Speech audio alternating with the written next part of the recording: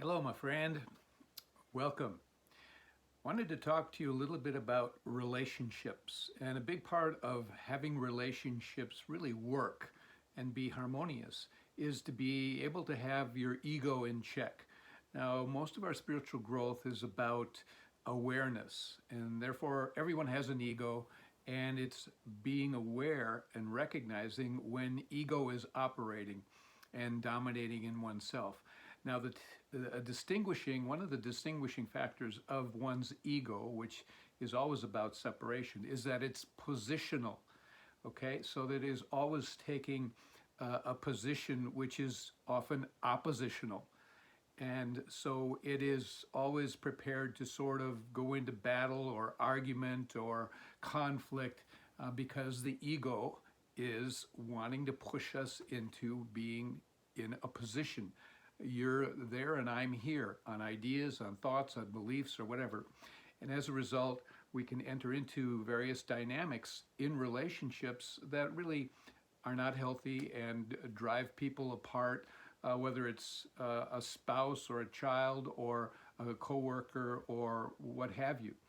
But the tendencies of the ego are really that it tends to like to dominate, for one thing, and it uses position, again, the position of employer or a a parent or an officer, or not all, but I mean it's a very subtle thing where it is justified on the basis of I'm wanting to care for others, or I'm wanting to care for this organization or for this company.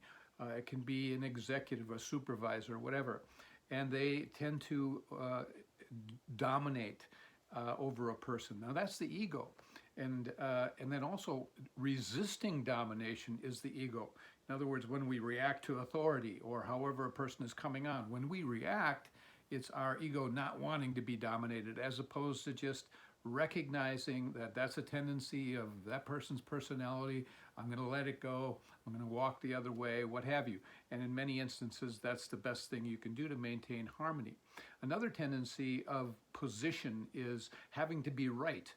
And so a person, in many instances, the ego looks for opportunities to make another person wrong or to make themselves right. And actually, there are two different things. My need to be right is ego, and I'm going to justify it and use all kinds of information to point out that I'm right. And then also, when somebody wants to be right in discussion with me, I don't want to be wrong.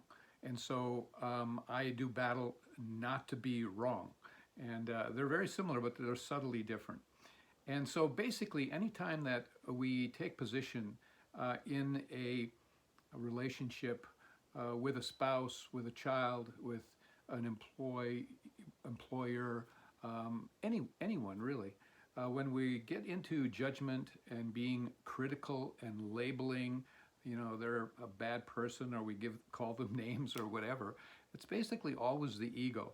So this is, again, not about condemning yourself. It is not about even making yourself wrong. It's about awareness, and the awareness that says, I rather choose peace than have this battle, this conflict, mentally, verbally.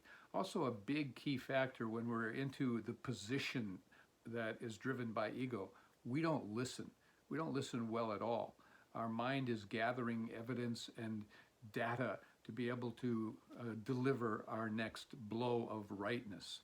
So again, relationships are for learning, and relationships, even with ourselves, are about understanding and having a sense of awareness as to where we're coming from, what's going on, what's driving us, whether it's lower mind or higher mind, the separate self, which is the ego, or the higher self that's connected to a whole nother harmonious zone of life and living.